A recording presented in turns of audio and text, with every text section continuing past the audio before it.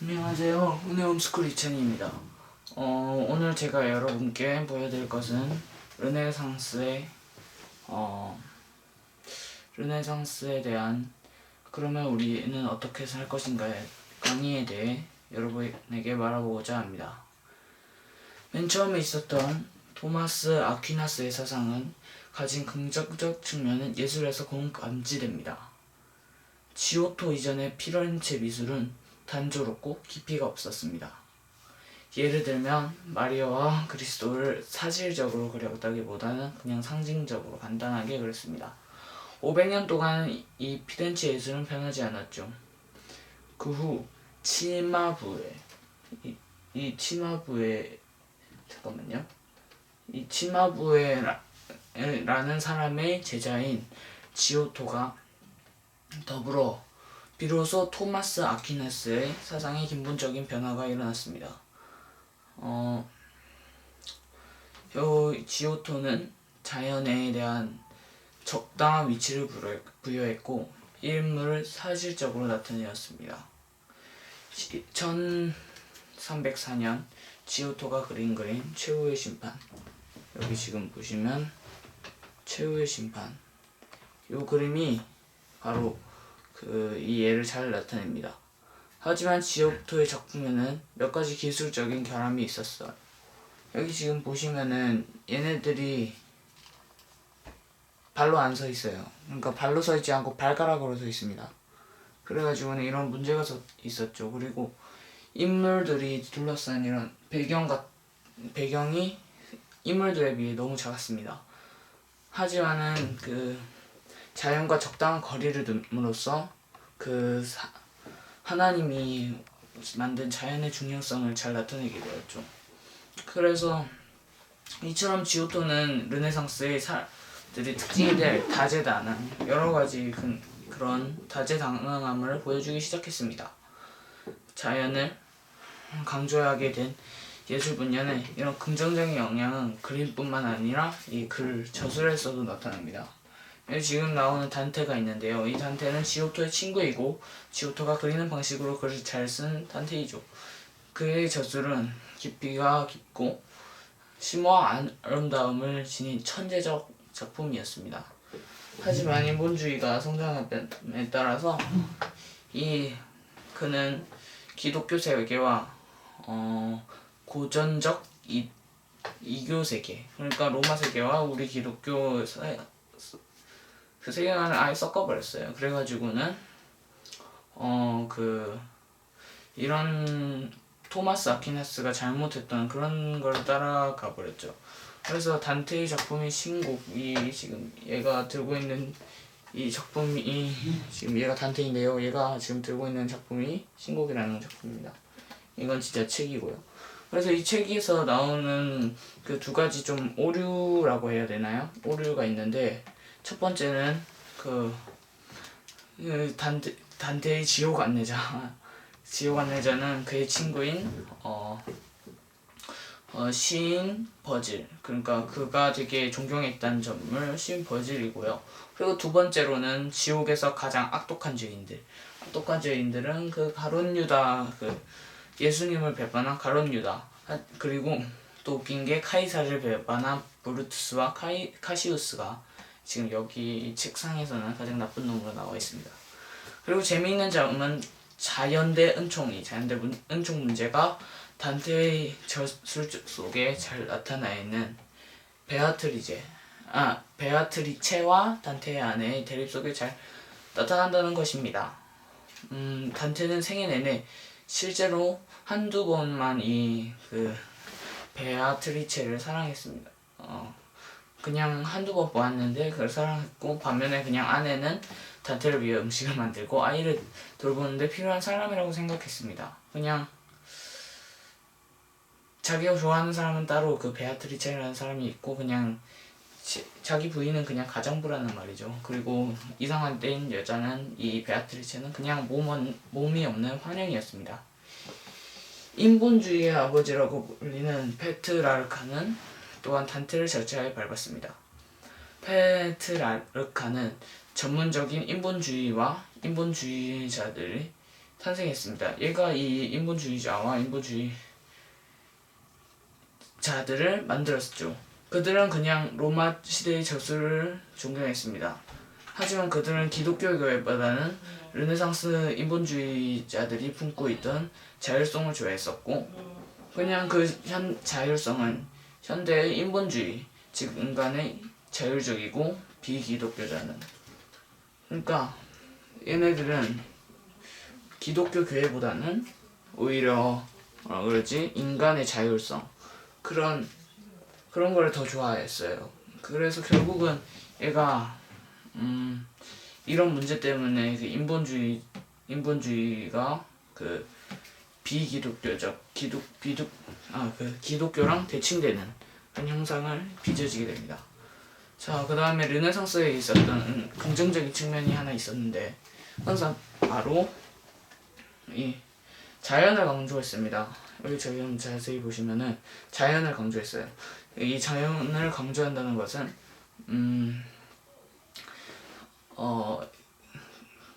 이 자연을 강조했고, 또 그 자연이 향유하는, 자연이 그 해주는 그런 일을 잘 강조했습니다.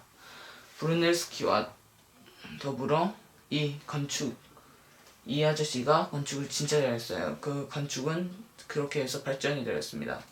이 건축은 고전 양식, 아까 그 중세 시대 때는 고딕이었는데 얘가 고전 양식으로 바뀌었어요. 그리고 고전 양식으로 그 중력상을 옮겼습니다. 산 로렌조 성당, 지금 여기는 산 로렌조 성당이 아닌데, 그것이 어떤 산 로렌조 성당과 산 스피리토 성당은 그가 고전적인 양식을 잘 사용하였음을 잘 알게 해주죠. 브루넬스키가 건축한 산타 마리아 대성당, 이게 그 아저씨가 만든 최대 걸작이라고 저는 생각합니다. 제가 거기 유럽에 갔을 때 진짜 컸고 되게 아름다웠던 성당 중에 하나였어요. 이 산타 마리아의 대성당의 돔은 건축상의 대도약이었습니다. 그것은 압도될 만한 공화적 업적과 더불어 예술적 업적, 엄청난, 그러니까 예술적 업적이 같이 들어가 있다고 이 여기 책에서는 설명하고 있습니다. 그리고 브루넬스키가 건축한 돔은 로마의 판테온, 그 로마에 가보면 판테온이라는 신전이 있는데, 그거와 더불어서 가장 잘 만든 돔보다 월등했죠. 그러니까 걔랑 비슷하다 이 말인 거예요. 그리고 르네상스에 있었던 그 모든 브루넬스키, 아까 전에 그 건축학자, 여기 이 아저씨 있죠? 이 아저씨와 그 당대 건축가들과 화가들은 원근법, 즉 멀리 가까이 있는 거는 크게 보이고 멀리 있는 거는 작게 보인다는 이 원근법을 잘 사용해서 그 르네상스에 이게 중심이 되었습니다. 화가들은 이 원근법을 사용하여 그림을 그렸고, 그리고 더 사실적인, 더 정교한 그림을 그리려고 노력했죠. 원근법을 올바르게 잘 사용한 화가는 바로 마사치오라는 이 화가예요. 그리고 제가 초상화는 없어서 못 찾았는데 지금 얘 그림입니다. 이 마사치오라는 아저씨는 원근법을 사용하여 그림을 더 사실적으로 그렸고, 이 원근법을 더 개발하여서 이 중앙원근법이라는 되게 좋은 그 원근법에서 발전시켜서 가운데 더 중심을 두는 중앙원근법을 발견했습니다. 이 중앙원근법을 일관성 있게 사용해서 사람들은 마사치오의 작품에서 원근법과 빛이 결합되어 만든 진정한 의미의 분위기를 알 수 있었죠. 그러니까 원근법을 잘 사용해서 이 미술 작품의 질을 올렸단 말입니다. 게다가 그의 작품은 사실적인 구성을 가지고 있었기 때문에 이 인물과 전체 배경 사이의 관계를 볼 때 균형이 잡혀 있었죠. 그 중세 그 작품들은 막 성이 엄청나게 크고 사람들도 엄청나게 크고, 하지만 여기에 보시는 단테의 작품, 단테란다. 그 이 마사치오의 작품은 뒤에 지금 배경이 이 산 같은 경우는 되게 작게 만들었고, 사람들도 크게 만들었고, 이 건물도 이 뒤에 산이 있는 것보다는 크게 만들어서 되게 잘 만들었죠. 여기 보시면 중앙원근법이 잘 보이시는데 여기 가운데 예수님이 매달려 있는 데가 잘 구성되어 있고 그 뒤쪽을 작게 만들어서 즉 얘가 요렇게 모아지도록 만든 이 중앙원근법, 이 원근법이 만든 이 르네상스 미술의 중요하다고 해야 되죠. 중요한 작품 중에 중요한 기술 중에 하나였습니다. 자, 두 번째로 나오는 그 미술 화가는 북쪽에서 있는 반 에이크였습니다. 북부에 있는 반 에이크는 이탈리아 남부의 마사치오와 같은 시기에 일했습니다. 그리고 그는 빛과 공기를 마음대로 그릴 수 있었고 특히 더 자연을 강조했습니다. 그는 유화와 템페라화라는 새로운 기법을 사용했죠. 북부에서는 화가들이 남부보다 더 일찍 풍경화에 관심을 두었습니다. 1415년에서 1420년쯤에 풍경화를 그리고 있었던 반 에이크는 최초의 위대한 거장이면서 최초의 위대한 풍경화가였습니다. 현재 벨기에 겐트에 있는 성 바본 대성당에 소장된 이 반 에이크의 어린 양 경배는 모든 계급의 사람들이, 여기 지금 동영상 전에 강의도 보셨을 텐데 여기 자세히 보시면은 모든 종류의 사람들이 있어요. 이 사람들이 다 어떤 사람들 거지도 있고 어떤 사람 부유한 사람도 있고 어떤 사람 귀족도 있고 어떤 사람들 성직자도 있는데 이 사람들을 다 같이 예수 그리스도께 나아가는 장면을 그린 것입니다. 요것도 그 원근법을 사용해서 지금 여기 뒤쪽에 있는 이 건물들 같은 경우에는 되게 작게 보이고 이 사람들 앞에 있는 예수님과 그 어린 양과 예수님에 대해서는 되게 크게 잘 나와 있어서 이 반 에이크라는 사람도 원근법을 잘 사용했죠. 그리고 이 그림의 중심에 나타나 있으신 어린 양은 예수님을 의미하고 제단 위에서 피를 흘리지만 살아계신 것은 예수님께 우리를 위해서 죽으시고 피 흘리셨지만 다시 살아나는 것을 의미하죠. 이 그림에서 예술적으로 중요한 것은 사람만 중요한 게 여긴 것도 아니라 여기 뒤에 있는 풍경도 중요하게 여겼다는 것이죠. 자, 그 다음에 르네상스의 음악을 관해서는 종 데프레라는 사람을 빼놓고 말할 수 없습니다. 그는 음색의 화가로서 그 음악이 매우 훌륭했습니다. 그는 위대한 작곡가 중에 한 명이면서 남부의 르네상스의 음악에 상당히 발전의 영향을 미치죠. 그리고 이 사람들이 르네상스 음악은 기술적인 면과 예술적인 면 모두에서 발전을 했습니다. 이 아저씨 때문에. 그가 작곡한 음악은 이 루트, 기타 같은 악기, 색법, 트럼본, 그 나팔 불 때 쓰는 거, 이 색벗이랑 숑, 잠깐만요. 숑이 없네.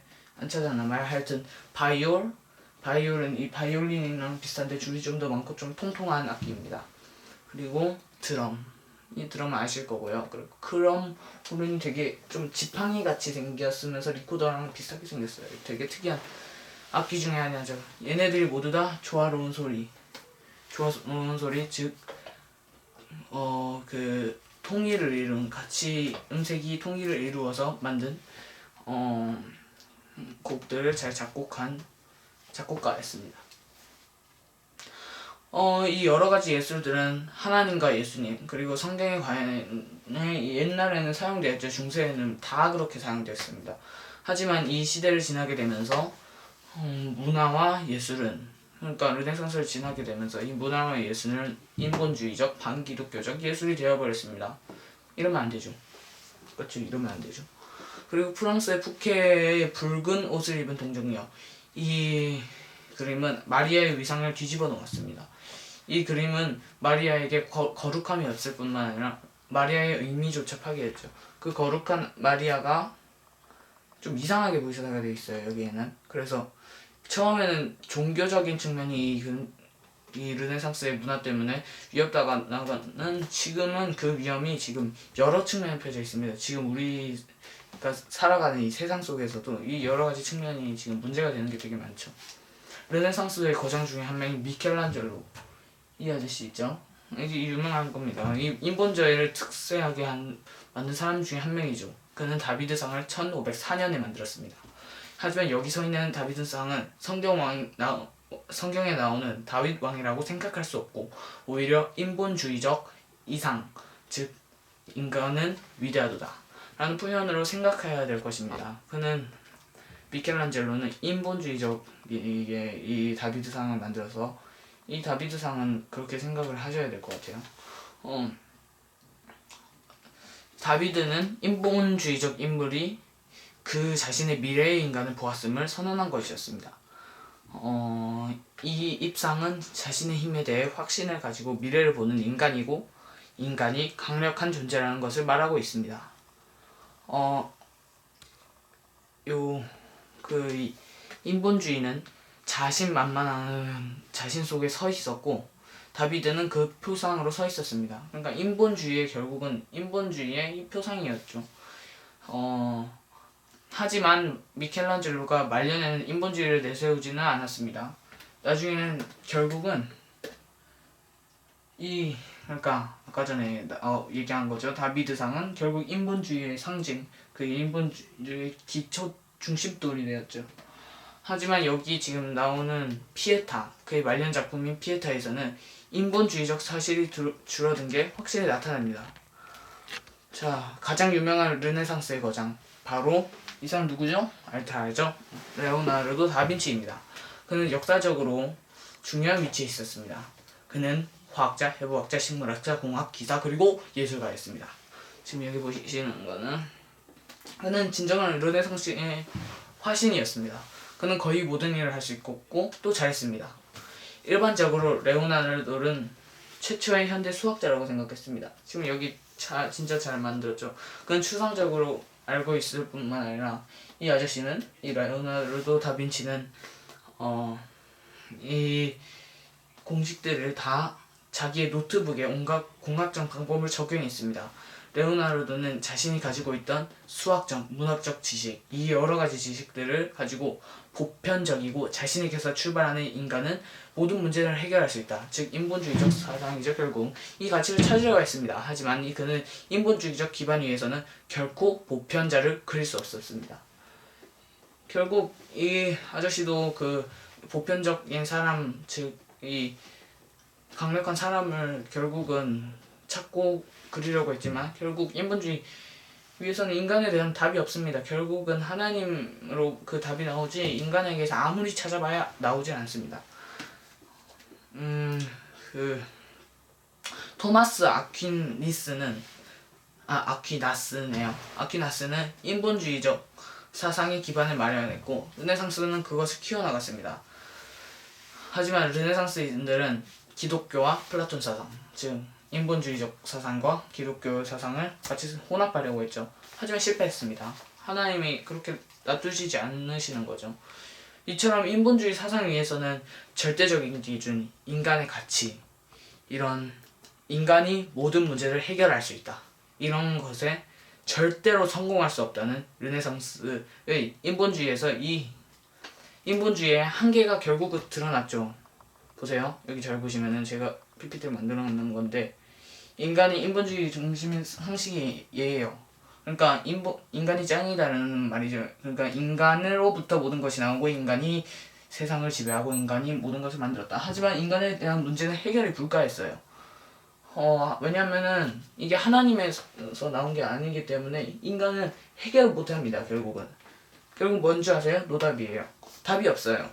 그러니까 하나님이 우리에게 지혜를 주셔야만 이 보편적 하나님에 대한 그 우주의 세계를 이해할 수 있고 우리의 지구에 대하여 사람들에 대하여 인식을 할 수 있는데 절대적인 기준에. 하지만 이 인본주의적 사람들은 사람의 그걸 기반을 다 세워서 만들려고 했습니다. 하지만 이게 빠지면 어떻게 되죠? 무너집니다. 결국은 인본주의는 결국은 무너집니다. 하나님 오실 때 우리 기독교적 사상만이 남고 결국은 이 인본주의적 사상들은 다 무너지게 될 미래에 처했죠. 빨리 돌이켜야 됩니다. 그런 사람들은 하나님한테 돌아와야 되죠. 그 인본주의적 사상을 버리고 그 하나님이 이 세상을 만드셨다는 그 논리를 그 기독교적 사상을 인정해야죠. 이것이 다 인본주의적 사상이 실패했다는 것은, 그 발견을 못했다는 것은 이미 다 르네상스에 증명이 되었다고 우리는 알고 있습니다. 그리고 증명이 안 됐고요. 네, 이상으로 세 번째 강의, 그러면 우리는 어떻게 살 것인가 세 번째 강의 르네상스 편을 마치도록 하겠습니다. 이상입니다. 이찬이었습니다.